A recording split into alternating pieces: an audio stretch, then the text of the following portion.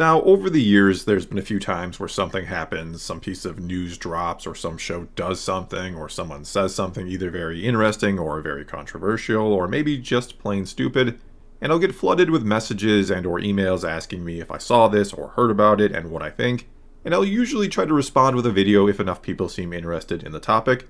That's one of the things I like to do here, to have a sort of open line of communication and to treat this channel as a discussion with those who watch it. But never before have I got as many messages over something than I have in the last day or so for the new South Park special called Joining the Panderverse. With many of those messages saying something along the lines of it destroys Kathleen Kennedy, Bob Iger, and Disney itself. And so I of course watched the episode. And honestly, I haven't seen much South Park over the years. I watched it a lot when it was new, when it first came out, but haven't really kept up with it. Not because I don't necessarily like it, it's just one of those things I don't think of watching. Though when I do watch it, which usually happens when what they've done becomes a, shall we say, trending topic, I find that, more often than not, they manage to, sometimes very subtly even, make some damn good points. And usually what I admire about them, about the show, is that they'll make them both ways. That they'll make this sort of argument for both sides, and sometimes perhaps help you realize just how ridiculous something is. And so if I'm being completely honest, and some won't want to hear this, they'll probably just want to hear me further slam dunk on Disney, and make no mistake, this episode does dunk on Disney, but there certainly was a lot more to it than that, and I'm not just talking about the whole AI aspect of this episode, which was maybe equally fascinating, that this episode points out how it's taking jobs away from people and leaving them not knowing how to really do anything, or anything with their own two hands. And that, ironically, considering how much college tends to be pushed on young people as if it is the only answer or only way to get a decent job and achieve a good life, it shows that those who didn't go to college and instead learned how to do something are getting the last laugh. That, at least right now, AI cannot physically fix things, not until robots become more advanced, that is, which I'm sure they will someday, and then we'll all be screwed.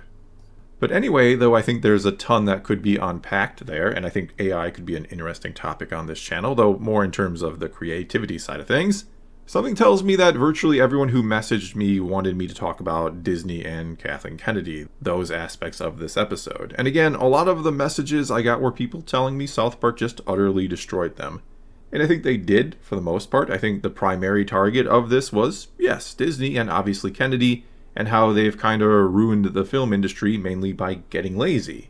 I absolutely loved the incorporation of the multiverse into the episode, or this special I guess it was, and how lame the idea is, despite how hard they try to sell it as something incredible and mind-blowing, that it tends to just allow for some really, really lazy or convenient writing. South Park was also the ones who came up with the term member berries, which is another way that arguably Hollywood has gotten worse or just lazy, by essentially remaking or recycling everything instead of having original ideas anymore.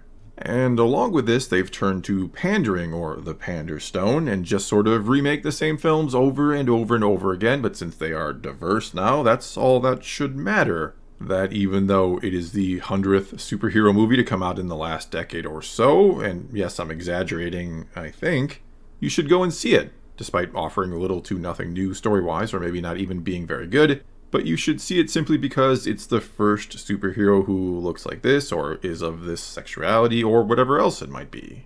And of course this approach, the pandering approach, has long since been noticed by the fans of these properties or these franchises, fans who above anything and everything else only care about the stories or the films or shows themselves. They don't so much care about diversity, which no is not the same as flat out rejecting the mere idea of diversity. It does not automatically make you an ist of some kind because you take issue with, say, maybe a once male character becoming a female character now. As this episode even tries to point out with the swapping of the Cartmans, and I think it makes the point quite well, but it just feels off to suddenly have a character who has always been known one way to be of a different race or gender or whatever it might be, and done just because you want things to be diverse. And if you don't like it, if you don't like the switch, again, that doesn't automatically mean you hate the race and or gender they have been switched to. It's just that sometimes it doesn't seem to make a whole lot of sense story-wise. Again, that's what the episode tried to point out with the new Cartman just being there out of nowhere. That said, and the show also makes this point quite well with the Cartman and Kennedy conversation towards the end, but when you write thousands of letters, which was the case in the show, when you write thousands of letters complaining about this, or probably more accurately here in the real world, you make countless videos or take to social media somewhere to complain about it all the time, but you might just provoke those making this type of content or those putting diversity into everything to double down. And I mean, if you are Kathleen Kennedy and there have been, I don't know, millions of angry social media posts made about you, some quite nasty to say the least, as well as tens of thousands of YouTube videos made about you, hating on you and complaining about you, what you've done to Star Wars and how all it does now is push female characters. For one, how does that actually make you feel just as a human being with actual feelings and emotions? How much does that hate get to you? I mean, I have pretty thick skin, and I gotta say sometimes reading a hateful comment can indeed get to you, and I obviously get nowhere near the level she does, though who knows how much she actually reads or pays attention to, though it's virtually impossible to not know it exists or to avoid it all. I wouldn't be surprised if she has this sort of morbid curiosity and does read or watch some of the things said about her. And two, does getting that level of rejection over what you're doing, and yes, that much hate, does that make you want to stop pushing your agenda, or just want to make you fight even harder for what you believe? Is the pushback, in her mind, not proof that what you're fighting for and against actually does exist and needs to be fought against? And do keep in mind that for a lot of those in Hollywood, I think they feel like diversity is extremely important. It is not all pandering just to increase the size of the audience, so that certainly is part of it, as the episode also points out. I think a lot of the people who make these, sure, let's call them Panderverse movies, where they sort of prioritize diversity over anything and everything else, they truly feel like what they are doing is noble and good, like they are literally changing the world or making it a better place.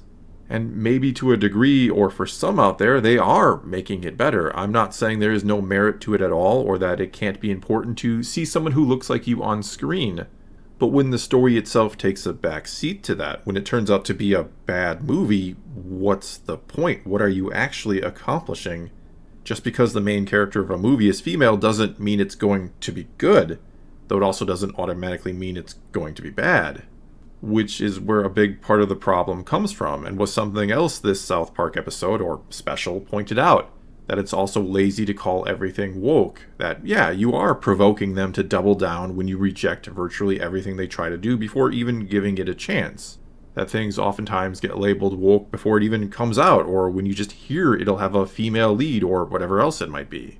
And sure, don't get me wrong, sometimes, maybe oftentimes, that does turn out to be the case, but not always, and sometimes things get labeled woke for some pretty weak reasons at best. And that's because it's gotten to the point with some out there where they're looking to call something woke just to get the clicks and views and to make the money off of all of this. Which isn't all too dissimilar to the ones doing the pandering in the first place, or some of them, the ones who just, want to increase audience size by increasing diversity, and thus more people should watch in theory, and they'll make more money. That is no doubt the singular most motivating factor for some in Hollywood. They just care about the money and not the message. They are just using the message. The same way some use the anti-woke message to also just make money and probably don't care as much as they claim to. And as someone who tries to always look at both sides of any situation or argument, who, has talked about this before, and if I may be so bold, tried to make some of these same arguments that this South Park special just did, I liked the ending because it was both sides realizing they were in the wrong. Kathleen Kennedy realized that, she kind of started this when she first started to use the Panderstone, that she didn't respect the stories as much as she should have, that she didn't appreciate how much all this means to the fans. And Cartman apologized and said that, it's lazy to call every single thing woke, and that it only caused them to double down and keep doing more and more of it. Which is maybe the most ironic part about all of this, that the pushback has been so massive and has been seen as nothing but pure hate by many. There are those who just believe or want to believe or to sell the idea that all of the pushback is motivated by genuine hate and not any sort of love for the franchise and their stories. And do make no mistake, there are some out there who are full of hate. There are some real ists out there, no doubt. But the bulk just want good stories and for the pandering to stop. That doesn't mean they won't accept any diversity, they just don't want it to be the focus of these stories.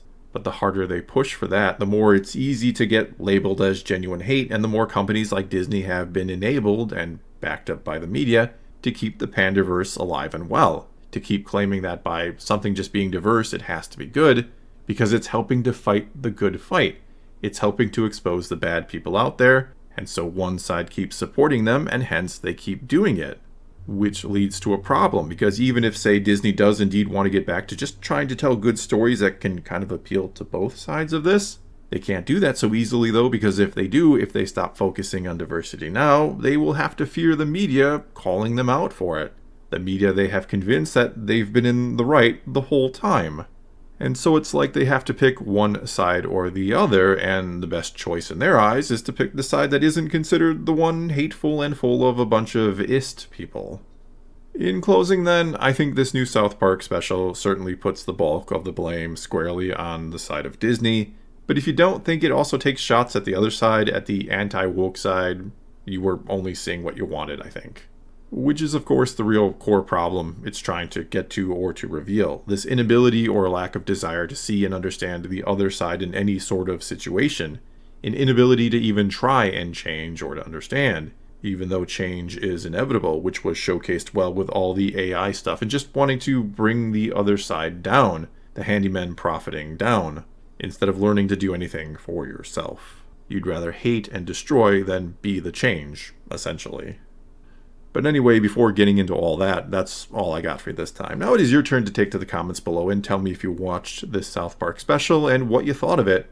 What do you think it was trying to say, and do you agree with it or not? Whatever the case may be, leave a comment below and let's talk some Star Wars and a little South Park. And until next time, thanks for watching.